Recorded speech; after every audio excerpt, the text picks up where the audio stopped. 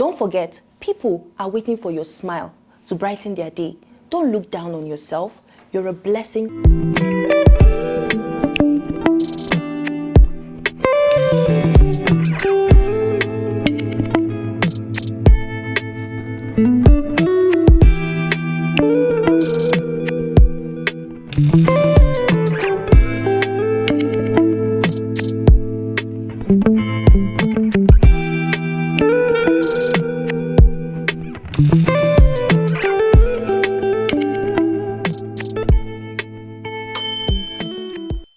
Hello, beautiful people. You are welcome to the Innershine sessions. My name is Cynthia Y. Thomas, and I'm super excited to have you here.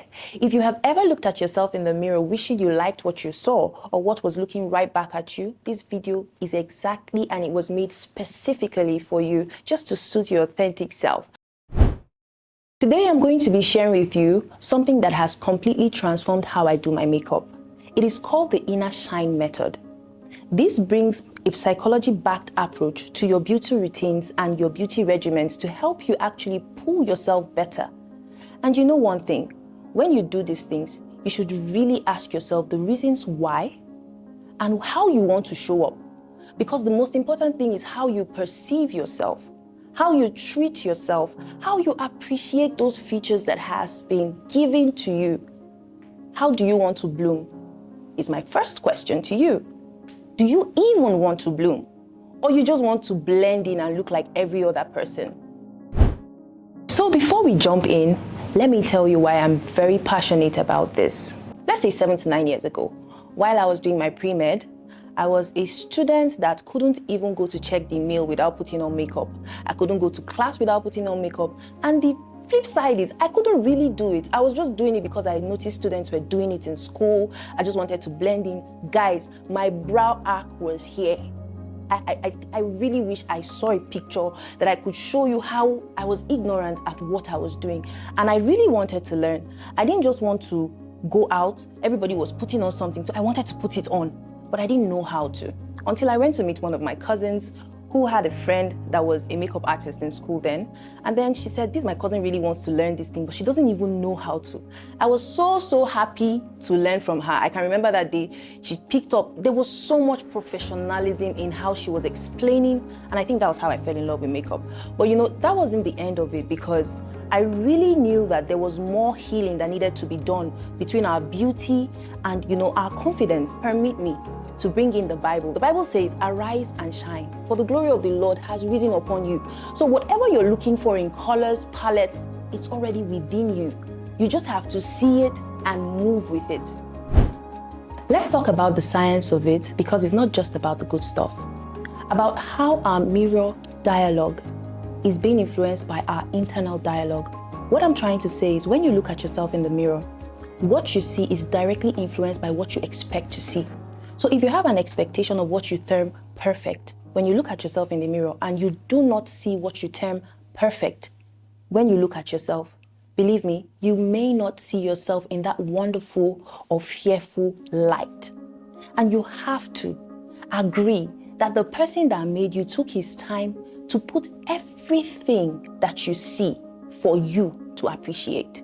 So what if your mode of appreciation actually changes?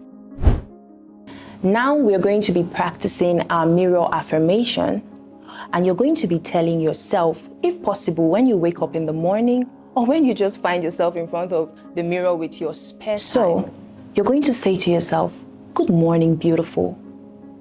How are you doing today? I am fearfully and wonderfully made. And I choose to see myself in resilience and strength instead of weakness. God made me bold, beautiful, to show up in the truth of His light. And when you do this, take a deep breath, affirming and believing every truth you have just said to yourself. This next part is a feature assessment. You know, when you look at the mirror and you are really bent on finding what you don't like, this time around, we're going to be celebrating those features. For me, I would gladly tell you, it's my nose. Growing up, I was told that my nose were funny. But you know one thing I said to myself that changed my perspective? I have designer nose. Take it or leave it. From the creator himself. So it's for you to perceive what you want to celebrate. It could be your lips. Instead of saying my lips are just so full, they are plump and beautiful, and I choose to celebrate them.